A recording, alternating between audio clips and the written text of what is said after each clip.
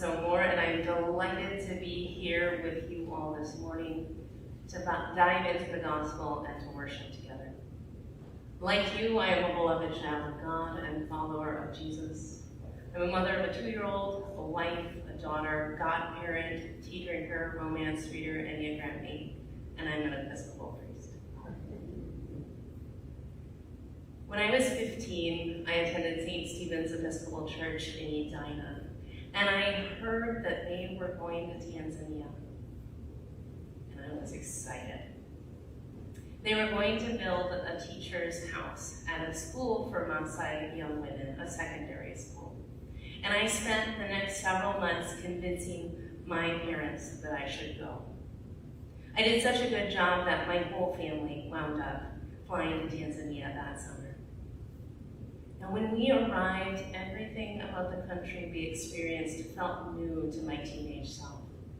The food, the sounds, the aromas, the color combinations on fabrics, and the animals I had only seen in the zoo. I loved it.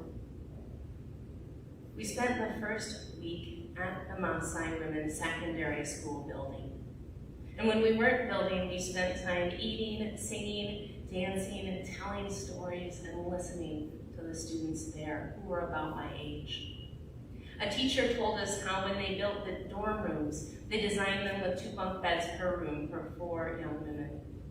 However, the students wanted to live closer together than that, and so it was 8 to a room for a while until the top bunks began to break. They met a compromise at 6 young women per room, 2 on the bottom, 1 on the top. Now, it was the first time I had spent ample time in a community that had noticeably fewer things than my communities at home. Everything was sparse. There was less stuff. And yet, there was a spirit of abundance that was palpable. Like the dorm rooms, there was also a communal joy and connectedness that I had never experienced before, and that remains deep in my memory well over 20 years later. This is not to say that life was perfect or to gloss over any of the hardships there. Financial poverty was real. And the Maasai tribe, as a nomadic people, was experiencing tension with the Tanzanian government. This was one of the reasons for the school. Still, there was no sense of scarcity. Instead, this feeling, which is hard to put words to, was so great that it extended beyond the young women of the school. It was infectious. We, as their guests, all were wrapped snugly within it. It was so great that it was unmistakably holy. Although we had come to give, we received a welcome that was previously unparalleled in my life, unparalleled. We received what was immense. So immense that it was the first time I was open enough to hear a call to ministry. When I was preparing to be with you all this morning, I was uncomfortable with the reward language in today's gospel until I remembered these young women. The passage we just heard read comes after Jesus' naming and sending of his 12 apostles, parts of which have been read over the last 2 weeks. Jesus gave them clear instructions on what to bring and what not to bring, what to do and what not to do, and some of them are hard. Jesus instructs them to shake off the dust on their sandals when people don't welcome them into their homes. Today's shorter passage concludes these much longer instructions and is possibly intended as encouragement for when times are hard. My initial discomfort with the idea of reward is that it is slippery. It's the thought that if I just do enough, or if I just do this, then God will do this. This thought can take away God's power in our lives and make following Jesus a meritocracy. If I just do this, then God will reward me with it. Can replace God's grace in our lives and put conditions on God's unconditional love. The Gospel of Matthew invites or challenges us, which is often the same with God, to consider deeply what is meant by welcoming one another. And maybe when welcoming without control or judgment, the reward is experiencing true hospitality, like I did in Tanzania. The reward is the connection you feel when you enter into deep community. It's when you see each other as equals, when you share a meal or a story or a moment of silence or singing. I believe that is what Jesus is talking about here.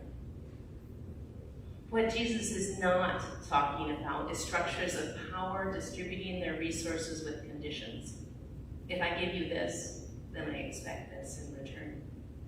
Jesus is not talking about unexamined, unspoken expectations that you need to fit into this box to be welcome here. One memory I have of this, what Jesus is not talking about, is volunteering at a nonprofit, which required all recipients of food and clothing to hear a speech about Jesus that made me uncomfortable first. I imagine we have all experienced this kind of welcome before. I imagine that probably with good intentions we may have offered it in some way.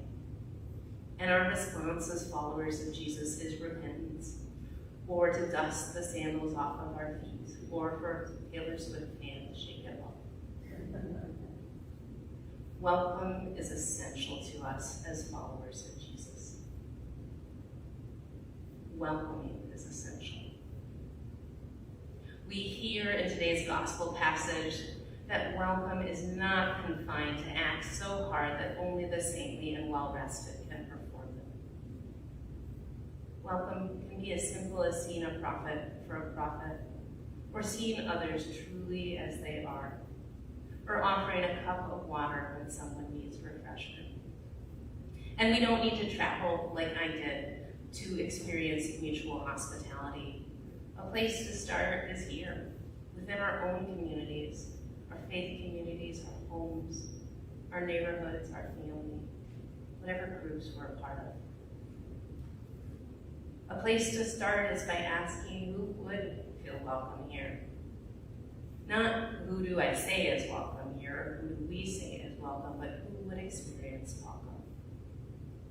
A place to start is asking questions. Are there spoken or unspoken expectations? Whether it be education, wealth, race, culture, family makeup, sexuality, political leanings, or gender identity. Whether it be how we are expected to behave together, or do we have art that only tells one story?